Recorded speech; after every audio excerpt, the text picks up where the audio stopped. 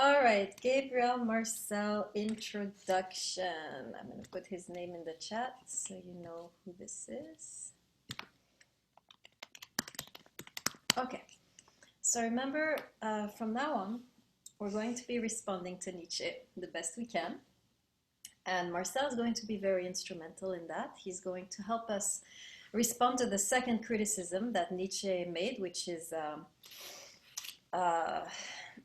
the hardest, right? This is the criticism that religion is a construction of the mind, right? It's a construction of a sick mind, of a mind which is, miserable in this world, incapable of facing reality, and so it invents this parallel reality, right?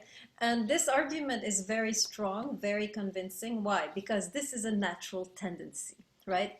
We already do this individually, right? I mentioned the example of you have a crush on someone and they text you out of the blue immediately, right? Your imagination kicks in and you're like, oh, maybe they like me, and so forth, right? So individually, we already have this propensity to create in our minds, right, an alternative reality when we are so miserable in this world. And we do this in both waking life and sleeping life, right? In your dreams, you will start to play out magnificent scenarios, which you can't do in reality, right? So this is why Nietzsche's argument, make sure you write this down, this is why Nietzsche's argument is so convincing. Because what he's saying that we are doing collectively, right? On a collective level, we have created these religions so we can feel better about ourselves. These scenarios, these fables, these fantasies, right? Because collectively we feel miserable. This is convincing because individually we do it already, right? So Nietzsche has all of psychology behind it, right?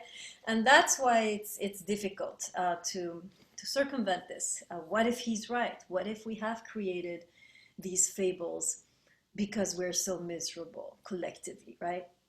Okay, so we will be dealing with this. I will be addressing this when we go into Marcel.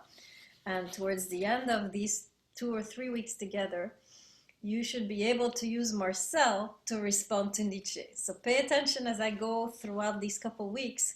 Whatever I'm saying, I will be mentioning Nietzsche. You want to jot this down carefully because this is your test, right? Your test will be to respond to Nietzsche from a Marcellian perspective. So you need to be very, very acutely attuned to when I start to bring up Nietzsche anytime in the discussion. Okay, but first let's talk a little bit about Marcel. I'm just going to introduce him today. We're going to talk about number 1, his bio, number 2, his thought. Okay, very boring outline. Okay, so bio. So he's in France, right? From now on, we'll be in France. We'll be in France with Marcel, Lévinas, and Simone Weil. This is where we end our journey. So born in 1889 and died in 1973. So very recent philosopher, right? And Lévinas even more recent. Lévinas died in the 90s. So he's born in Paris to a pretty wealthy family. Upper middle class, I guess we could define it. His mom died, however, when he was 4 years old. And this is actually an important event, which the way that he experienced it actually set the tone for the rest of his philosophical journey. So I'm going to tell you a little bit about how he describes this event. Right, so she dies very young. He has no memories of her, right? He's too young to remember her. But he remembers feeling around that time and henceforth, right, the presence of his mother, right? So it's as though she died, but he could still feel her presence. And so what's interesting is that it's not a presence that was generated by memory, right? It's not like he has a memory and, he has fuzzy, happy feeling about his mom, right? There's no memories, right? Just the experience of this presence. And so he will come to write about this. And he is one of the rare, courageous philosophers to actually attempt an exploration of life after death philosophically, right? So we'll be talking about this in the last day when we do the last section on Marcel, but he talks about this philosophically with the concept of presence, which we'll talk about last day of Marcel. But he's exploring this and he's saying, how am I feeling this, right? Is there a reality that is producing this feeling of presence? That's the question he asks, right? Since he says, I have no memory that could be causing this. So where is this feeling coming from, if not from perhaps a reality which in a way is causing this feeling in me, right? So in a way, what he's saying is that his mother, even though she died, perhaps still is to a certain degree, and this is what is generating this sense of presence, right? So we'll go more into details, but I wanted to really highlight this experience he had of just feeling her presence without there being a memory to create this feeling. So where is the feeling coming from? More on this later. Okay, so he's raised by his father and his aunt. Both of them are complete agnostics, right? This is a secular household. He ends up studying philosophy. He becomes kind of a leading figure, kind of a shepherd of all of the budding philosophers in the city at the time. At the time, if you're familiar, this was in the 40s, 50s. You had a huge, you had so many philosophers, very famous philosophers budding in Paris. You had, for example, Jean-Paul Sartre, right? For those of you who know this guy, he's very famous. There was Albert Camus.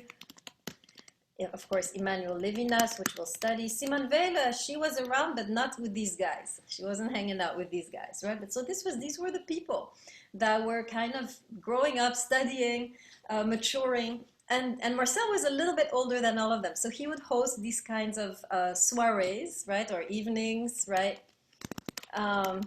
Just learn one French word, soirée, which means evening, right? He would host these kind of evenings, philosophical evenings, where everyone would kind of come together. And he was kind of mentoring these guys. So he actually has a few critical essays on the philosophy of Sartre, on the philosophy of Camus. Nothing on Levinas. I don't think they were very close. Levinas was more confined to the Jewish part of town, right? But he certainly was in dialogue with people like Sartre and Camus, in critical dialogue, right? He actually bashes both of them in a couple of his essays, which is very interesting criticism of what they're doing. So anyways, he finishes his degree.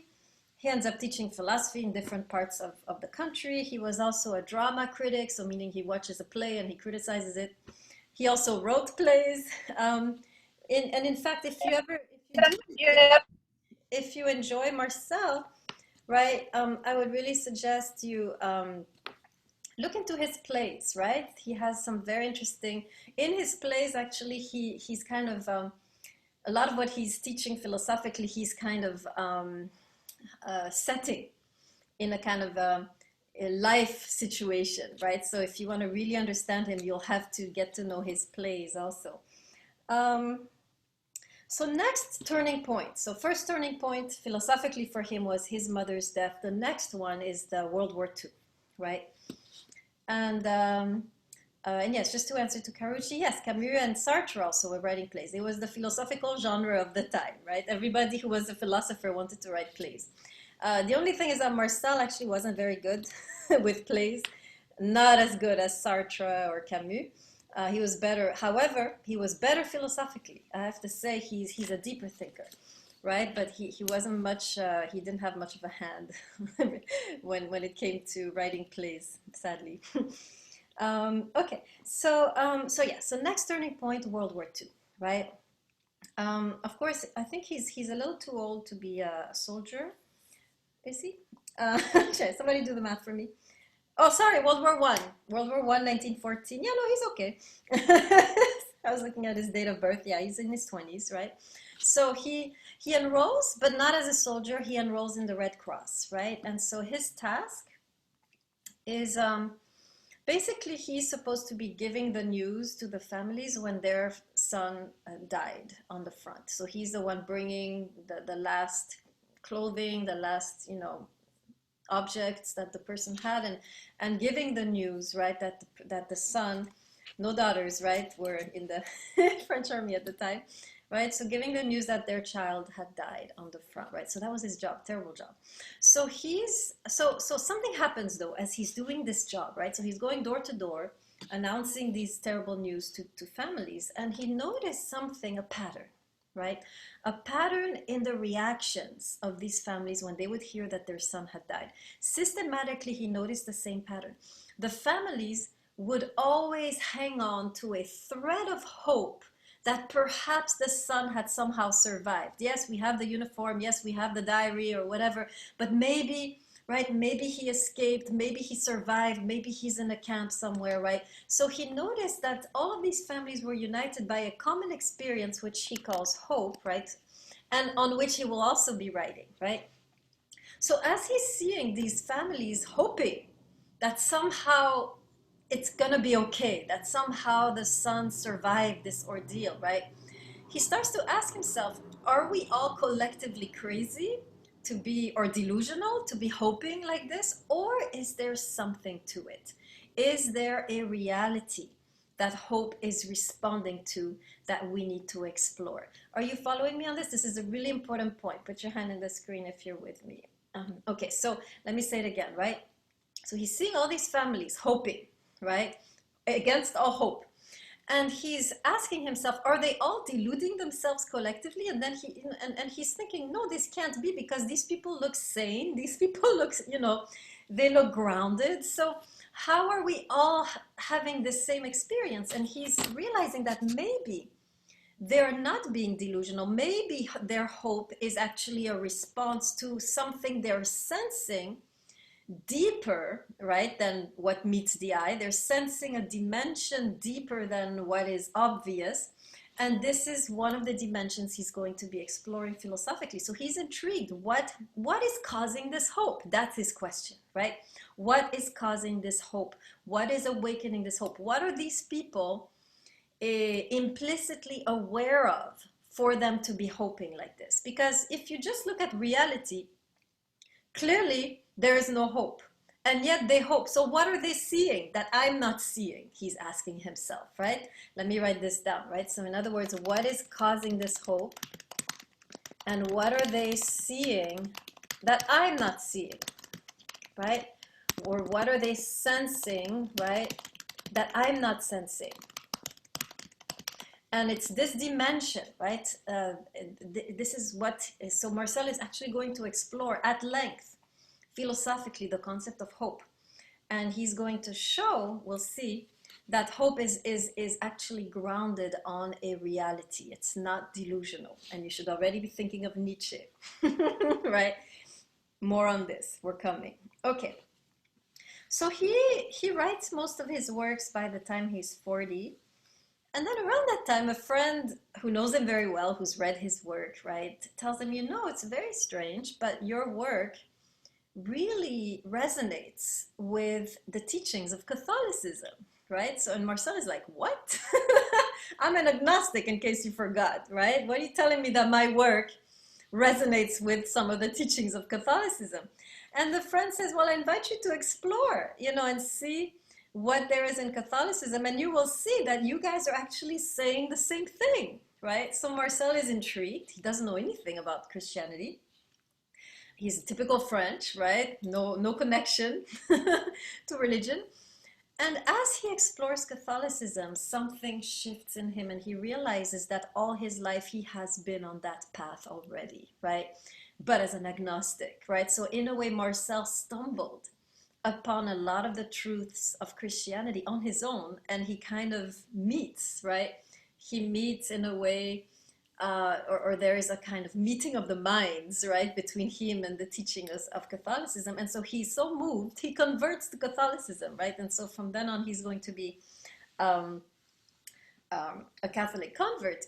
But let's remember that, and if you are from a Catholic background, you're going to see a lot of connections, right? It's true. But let's remember that all of his work was written by the time he became a Catholic. So whatever we're reading is really the result of a very personal human experience of reality, right? It's not a Christian, what do you call it, apologetic, right? He's not trying to philosophize about Christianity.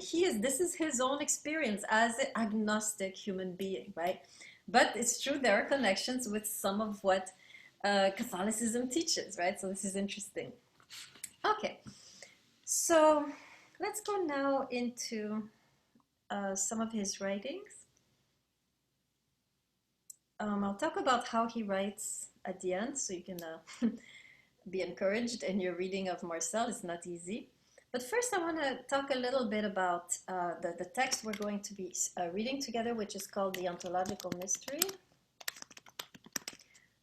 So this is just a chapter, right, in the book that I assigned, which is Philosophy of Existentialism. You just have to read that chapter, The Ontological Mystery. So let's go over these big words. Actually, before we go over these big words, I'm just going to go over the main idea in normal language, and then we'll go into the technical terms and you'll see what he's doing, right? So there's two main sections of this essay, and then I'll talk about the title.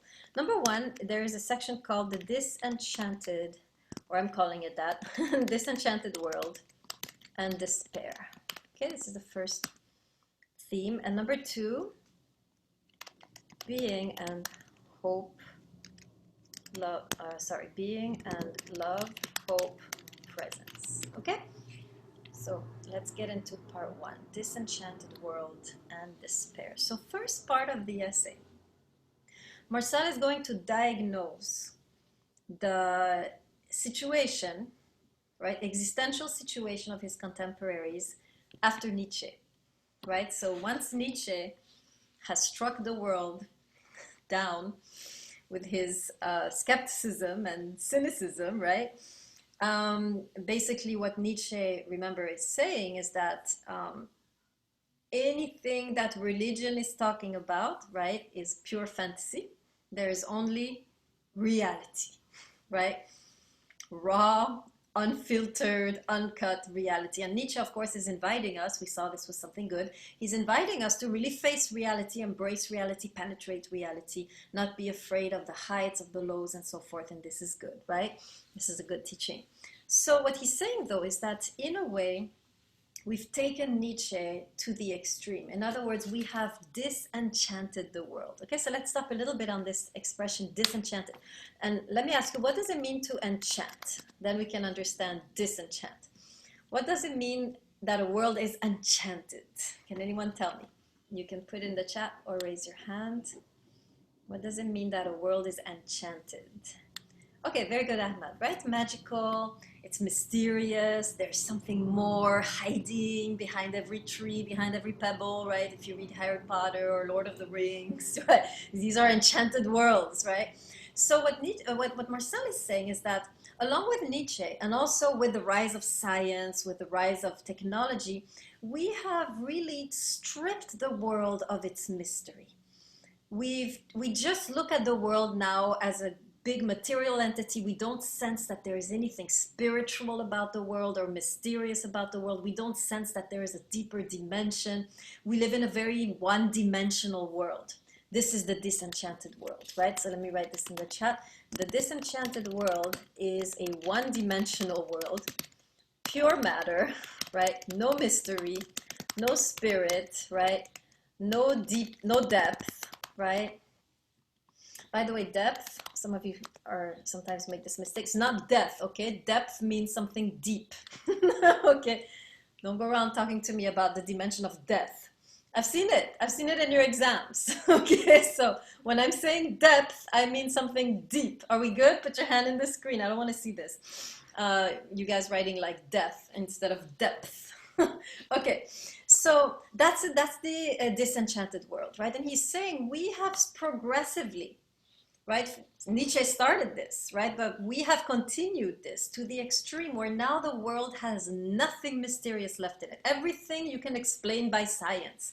Even look today, even you can explain love by science. Oh, why am I attracted to this person? Oh, because evolution, you know, and so the shape and then the chemical. And we're, you know, we've just made everything, Ahmad is saying boring. I might agree, right? We've made everything purely material, or, you know, biochemical, and we've lost, right, the soul of the universe in a way, or we've kind of lost contact, lost connection with what Marcel will call actually the soul of the universe, right? So he's saying in such a world, right, where there is no mystery, no depth, no transcendence, right? Such a world, he says, can only yield an experience of despair. Right? Because, I mean, think about it, right? You're in this world. Yes, it's nice, right? So there's kind of a debate between Camus and Marcel, right? Camus says, no, you can still be happy in such a world. Just enjoy yourself. Enjoy the sunlight, enjoy, you know, everybody, enjoy the food.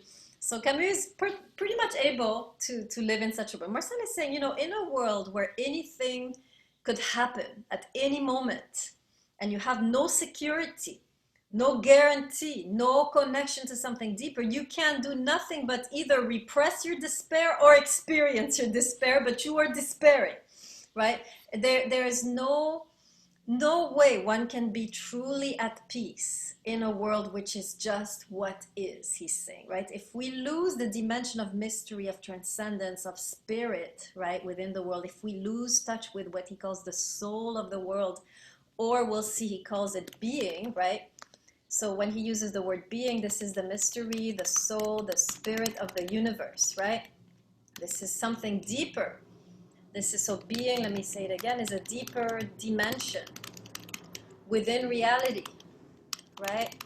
Which is spiritual, right? So he's saying, if we lose connection with this, and we have lost the connection with this is why there's so much despair and suicide and violence, right?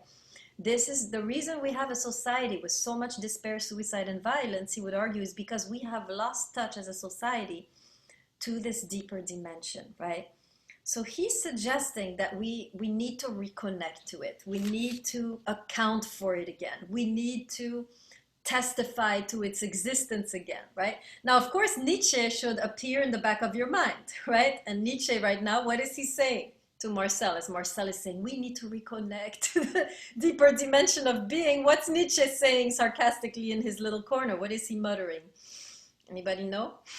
Those who've come to love Nietzsche, you should be able to imitate him by now. Yes, thank you, Jasper, right? Oh, come on now, yeah, Marcel. Are you creating another illusion that there's a dimension of depth, you know? Like, how do you know this is true? Absolutely, great question, right? And so this will be the task that Marcel will begin. Unlike Rumi, remember Rumi? He just talks about this dimension like it's normal. So does Maimonides, everybody, right? Marcel is going to try to argue for it. And we're going to see that he's going to argue from our own experience. I'm going to explain a little bit how his argument works. So you have the structure of the argument so you can follow.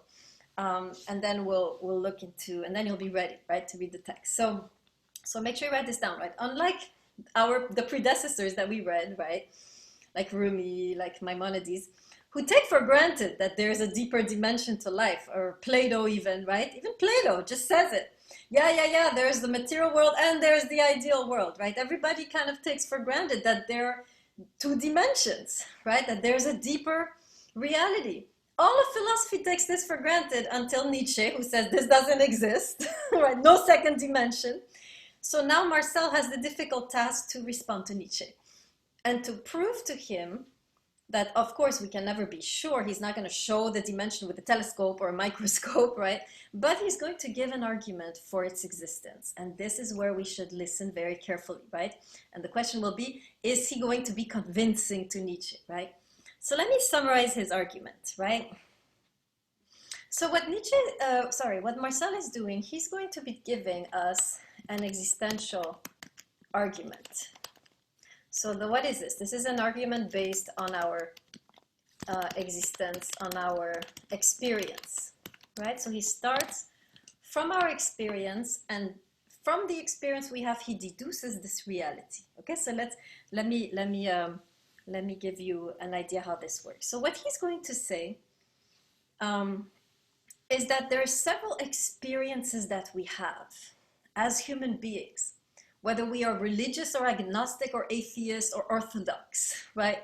We all have these experiences. And what Marcel is saying is that we could not have these experiences unless we had a sense of a deeper dimension, unless there was a deeper dimension which was awakening these experiences in us. Okay, that's the argument. Let me write it down, right? There are certain experiences we have. There are certain experiences that we have that cannot be explained unless there exists such a dimension as being or mystery or whatever, right? So in other words, the conditions of possibility of these experiences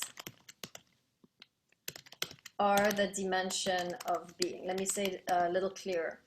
In other words, and I'll give examples so you'll see what I'm saying, right? In other words, we could not have these experiences unless we were somehow aware of the dimension of being, right? We could not have these experiences unless we were aware of what Marcel calls being. And so here's the best way to say it. These experiences, right, point to the dimension of being. I think that's the best way to explain it.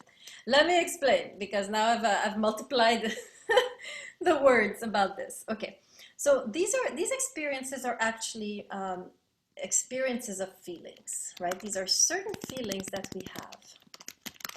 Certain feelings that we have actually point to being. So I'm going to explain, right? So first of all, let's talk about feelings in general, right? Let's agree that a feeling is never just something internal. A feeling always points to a reality. Can we agree on this?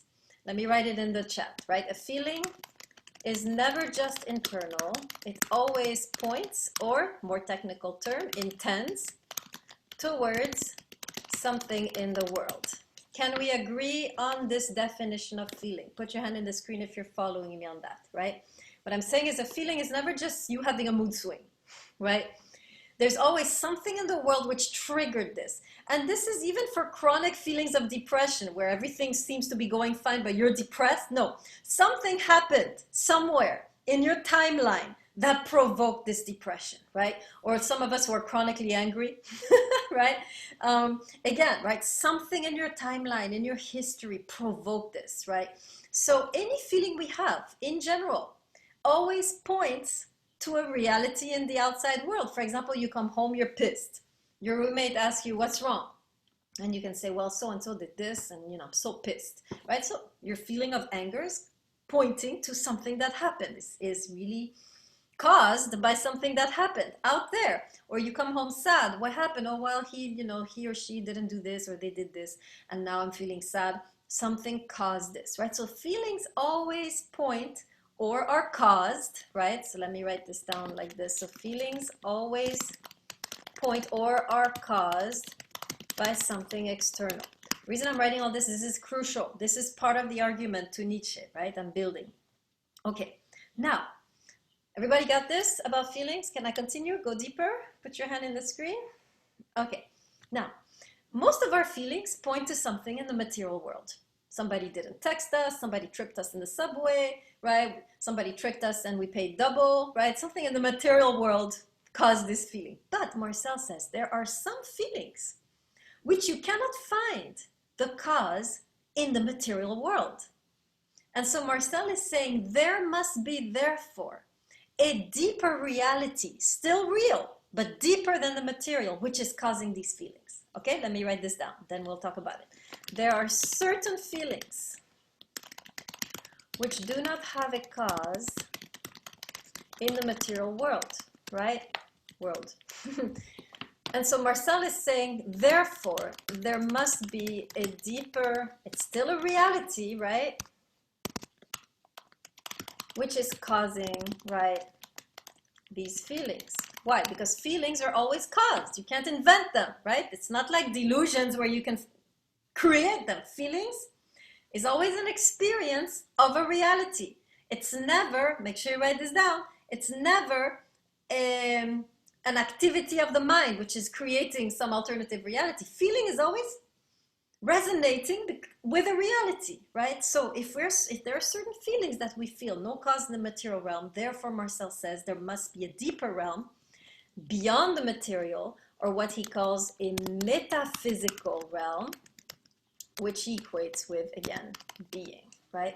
Metaphysical, right, which means meta means beyond, right, in Greek, and physical, of course, is the material realm, right? Okay, everybody with me so far? I'll give you an example, but are you with me theoretically? Put your hand in the screen. Okay, so here's an example of one of these feelings. We won't study it, but this is a feeling which is one of the most important ones in Marcel's works. He talks about it in one of his novels, and so I'll tell you the story of one of these novels where he kind of illustrating that feeling. So this is a story of a woman. Let's see, the equivalent in New York would be some woman living in the Upper East Side, right, in Manhattan, very wealthy. Her husband has a great job as, I don't know, finance, right? Her kids are perfect, straight A's, no pimples, perfect boyfriends, girlfriends, right? Everything's going well. She herself has a career, you know, something she loves. Everything's going well, right? And yet this woman has the audacity to be unhappy. Right? She's still unhappy. She still feels something is missing, right? How many of you have felt this? Everything's going well, but you're feeling like, something's missing. Anybody experience this by any chance? Okay, a few of you, right? Okay, so this particular feeling, Marcel gives a name to it, and he calls it ontological exigence. Okay, let's look at that a little bit. Let me explain. Basically, what he's saying is that this woman, she is feeling something is missing. Why? Because she is longing for this deeper dimension. So in a way, she's sensing this deeper dimension and thirsting for it, and the deeper dimension of being or the metaphysical, right? So in a way, what Marcel is saying is that this woman is feeling empty and dissatisfied because she has lost her connection to the deeper layer of reality called being, right? And that's why she can never be happy, because this is the important layer, the spiritual layer, the mysterious layer that our soul has to connect to, right, in order to be at peace, right? So she has lost this connection, and her feeling that she has is simply her sensing the disconnect between her and that dimension. Al-Mulaiki, you have a question? Yeah. So how would you like, is there a solution to it? Like whenever you're having like these experiences, like how would you feel connected? You know what I mean? Yes, very good question, right? This is the most important question, actually, Al-Mulaiki, right? How do you reconnect to being, right? So we'll be talking whether being even exists, but once we've argued this, how do we connect to it? What Marcel is saying is the best way to connect to it is to be open to it. In other words, anytime you get a sense that there is something more, you explore it, right? Anytime you get a sense that this is something, in a way, what Marcel is saying is follow your feelings, right? If you sense a longing for something, don't repress it. If you sense a nostalgia or a desire for something, right, on the spiritual level, don't repress it because your mind is saying, there's nothing to it, right? So what he's saying is the best way to reconnect to being is to be open, or what he says, permeable, right? In other words, to listen and to honor your feelings, your desires for the metaphysical, right? So this can have any, I can't write this, metaphysical. So for example, let me give you an example, Al-Mulaiki, right? Suppose it doesn't even have to be religious, right? Suppose you're sitting in a natural, I'll give you two examples, one secular, one religious, right? Where you're feeling the tug from being, or the calling from being, right? Suppose you're sitting in a beautiful natural spot, right? And you just feel so peaceful, right? And you're like, I feel perfect peace, right? And your mind is like, don't delude yourself, right? And in a way, you take the peace seriously as you connecting to something deeper. You're now experiencing being, right? You're honoring the feeling and you're not dismissing it. Does this first example make sense to you, Al-Mulaiki? Where are you? Yeah. Okay, second example, more religious, but same call from being, right? Suppose you're reading a particular book which has some spiritual message, right? And you feel a longing to go deeper, and then your mind is like, what? I'm not going there. Right? And your mind is blocking you now, saying, don't be a sissy. Why you want to go there? This is all crazy, mystical stuff, right? And so, but you follow your heart. Remember Rumi, right? In a way, right, when you choose to be sensitive to your yearnings, or to these moments of peace or of love that sometimes we feel, right? as really being real and not just delusional, you're slowly opening yourself more and more to the dimension of being. You can't actively connect to it, but you can be open to when being comes to you. Does that make sense, Al-Mulaiki? You can't go and do it. You can't climb a ladder and get to it. But when being manifests itself to you through these experiences of peace or a love or joy, even though there's nothing that should be provoking them, or you feel a tug, right, to go in a certain direction, that's being calling you. And to follow, to be open, to be open-hearted, open-minded is what will begin the connection. Did I answer your question, Amulaki? Yeah, thank you. Good. So it's really the way to begin the journey back to being. You can't do it actively, right? You can't go and be like in a safari, right? Have like weapons and go and find being. You have to let being come to you, but being will come to you to the extent that you're open to this dimension. How open are you to the spiritual dimension of reality? How open are we to the metaphysical dimension, right? It's to the extent that you're open and permeable that this dimension will gradually reveal itself more and more, right? But Nietzsche is still here in the room and he's saying, you guys, what are you doing? Right? You're deluding yourself. Now, so we have to continue to prove to the best we can that this dimension actually exists, right? So, okay, so back to feelings, right? So there are certain feelings, he says, no reality around you is causing them, and therefore there must be a deeper reality causing them. And then we have this woman who is unhappy, even though everything is fine. What Marcel is saying, she is feeling the disconnect between her and being. And that's why he calls it ontological exigence. Ontological from the Greek word ontos, which means being. And exigence, if you know Spanish, you would know it means urgency, urgent desire, right? So she's having at that moment an urgent desire for being. That's what she's sensing, right?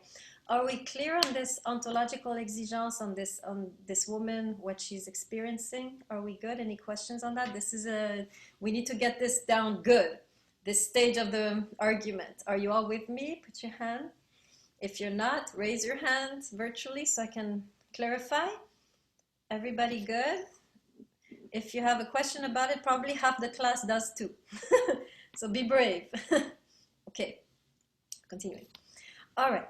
So that's basically what he's saying, is that there's deeper dimension, which can be experienced, felt, sensed through certain feelings. There are certain feelings in our lives that are giving us access to this dimension. And it is an access which is to a reality. This is where we start to respond to Nietzsche, right? Remember, Nietzsche was saying, you guys create alternative reality. Marcel is saying here, I didn't create this. I'm sensing it. This is happening to me. I'm sensing this, right? So in other words, feelings, you can't invent feelings. Feelings are always connecting you or pointing to a reality.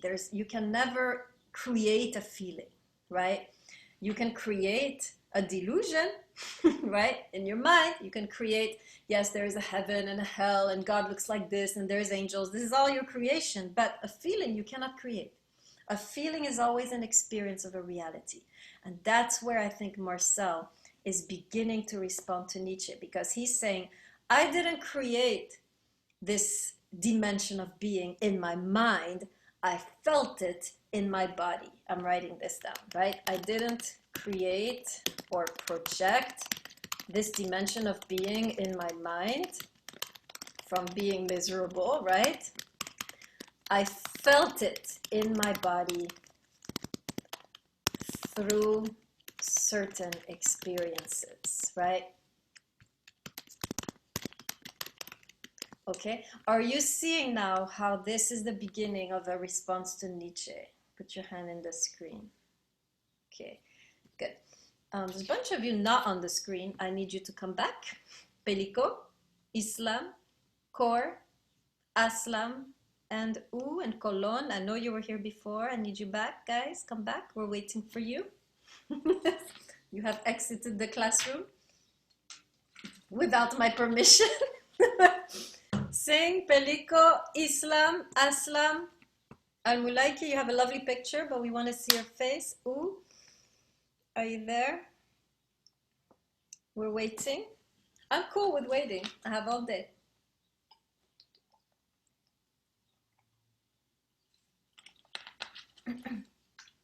One of these days when I'm in a particularly bad mood, I'll actually cancel class if this happens. Today you're lucky. I'm not feeling too evil, but please get your act together and get your faces on so that you don't have to experience one of my bad hair days. Where actually we'll cancel and be like, you know what? We're done here. Okay, I see a few of you have come on. That's nice. Okay, good. Where was I? Okay, yes. Now, what we're going to do in the text. Karuchi's having a bad hair day of himself. Yes, and it's a reality, Karuchi. You're experiencing the world as it is. Oh, Adu, here you are. Adu, stay after class, please. Can you? Thank you. All right. Good. Now, so back to the dimension of being, which Marcel is trying to show that there is possibility that it actually is a reality, right? Now, of course, you have a feeling of it. You know feelings point to a reality. We don't have, like a scientific access to this reality, right? You can't go with a microscope and be like, oh, there's being, right? You can't do that. So we'll never have that kind of knowledge. We only have this indirect knowledge, right? This glimpse or this sense that there is a deeper dimension. So this is why it's not a scientific argument, right? It's an existentialist argument, right? It's an argument based on our experience that we are taking seriously, right? I sense there is this dimension.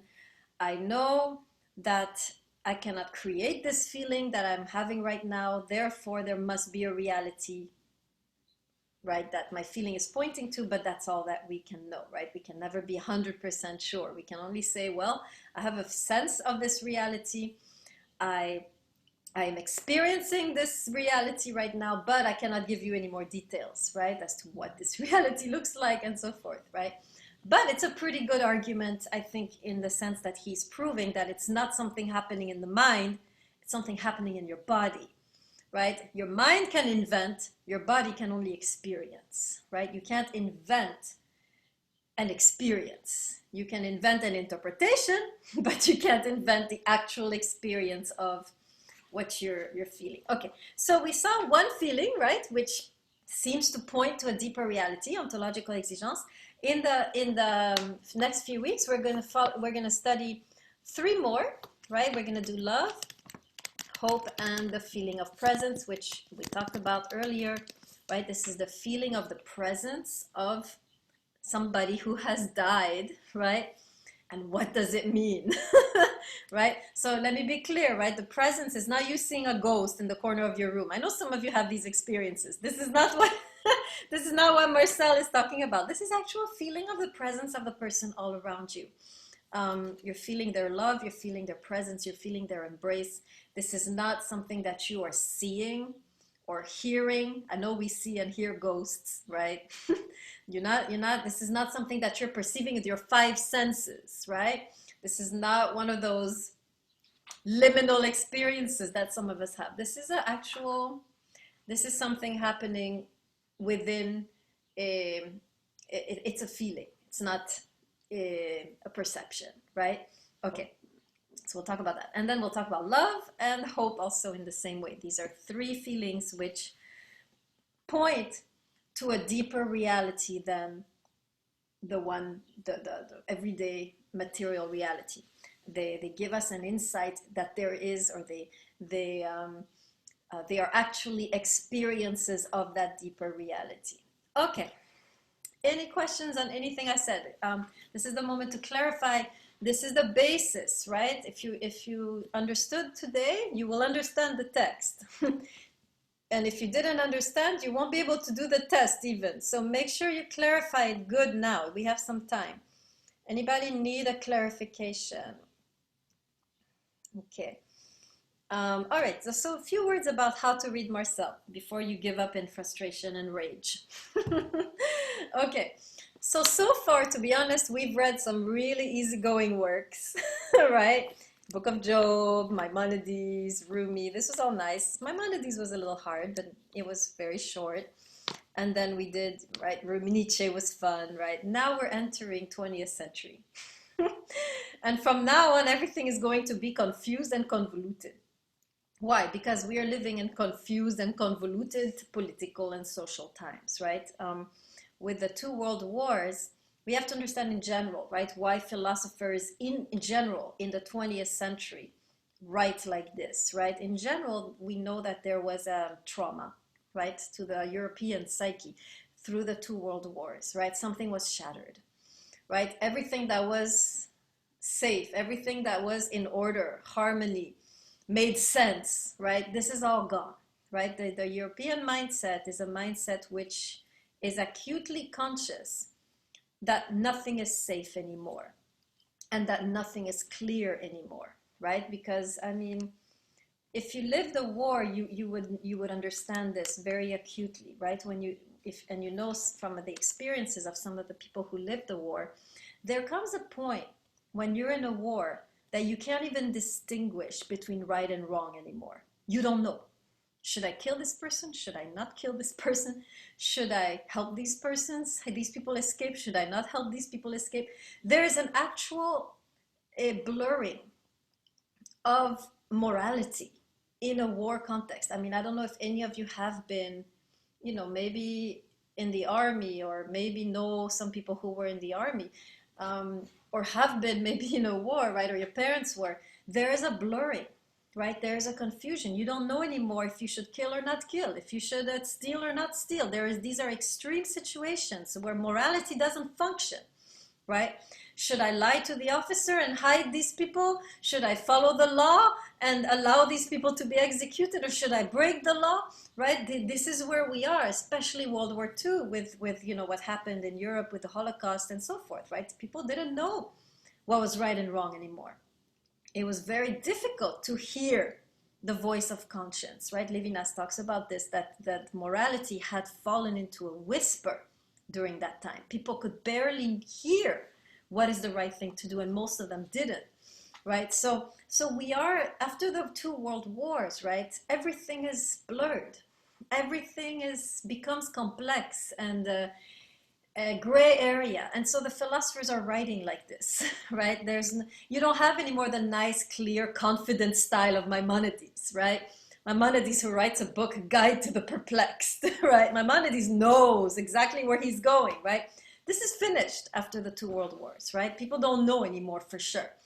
They get a glimpse, they get a sense, they get a feeling that maybe, this is how they write, there is an uncertainty, there is a complexity and a confusion in many of their writings. And Marcel and Levinas, you will see, are writing in this very dense philosophical atmosphere where you can only glimpse the truth. You can't really lay it out anymore clearly. Okay, so when you read Marcel, you're going to see that, first of all, it's very dense. Now, this would be okay if he was kind of like, going somewhere. He isn't, right? This is going to be the frustrating part. I remember reading Marcel and I'm like, I'm following a path, right? Ooh, he said this. Okay, he's going there. Okay, ooh, yeah. Okay, yes, hope. And then he leaves you and he moves in a different direction. Oh, and okay, all right. So you continue. You're like, okay, love. All right. Okay, he's going to say it. He's going to, and then he just dumps you and continues. So he's kind of going like this. He starts an idea, brings it almost to its full conclusion, and you're dying to know. And he just drops you and goes to another idea. So he's writing kind of like a wanderer. He's wandering here, wandering there, wandering here. And he never gives you really, he never finishes a thought. This is the most frustrating thing about reading Marcel. He doesn't finish his thoughts. Why? Because these thoughts are not things he can explain. They're things we have to experience. And so anytime he's leading us in a direction, it is up to us to go further, to experience it, to take the step, and to philosophize about it. So really what Marcel is giving us is pointers. Here's an interesting direction. Here's another one. Here's another one. It's up to us to make the trip, to take this, to accept the invitation, walk in that direction, experience what there is to experience, and then really reflect on it. So he's really expecting us to finish his thoughts, right? So if you're feeling like, he doesn't explain anything, that's your task, right? He's just going to give you a path, a direction, right? So I have one question here in the chat. So yeah, in a way, Ahmad is saying he's writing poetry in prose. In a way, that's what it is. He's hiding instead of revealing, which is a poetic device, right? And yet it's prose. So you think he's going to clarify, but he's hiding. He's hiding so that you can reveal you in your own experience, in your own reflections, right? So that will be the frustrating part, right? So I invite you, go along with Marcel, follow him. And anytime you feel like he left you hanging, just sit a little bit and think about it yourself. What does it really mean to hope or to love? Or, right, this is where this is what he'll be talking about. Or presence, have I felt this? Really, anytime he's talking about something, the only way to truly understand what he's saying is ask yourself, have I experienced this? Have I experienced this feeling?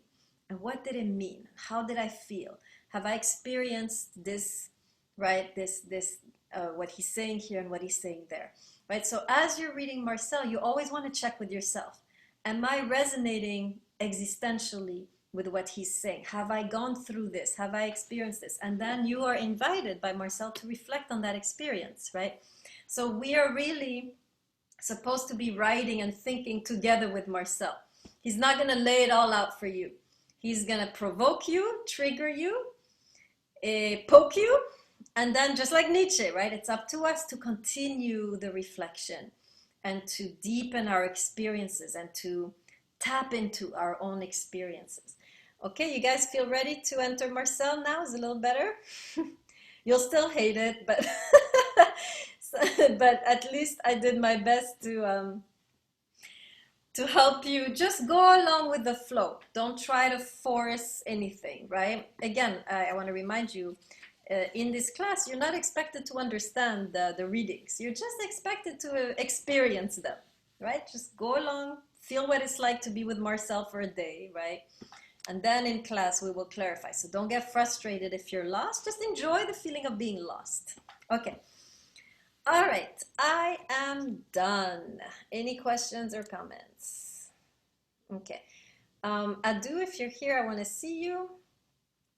I also want to see Aslam and U and Pinto and Colon. Please stay after class.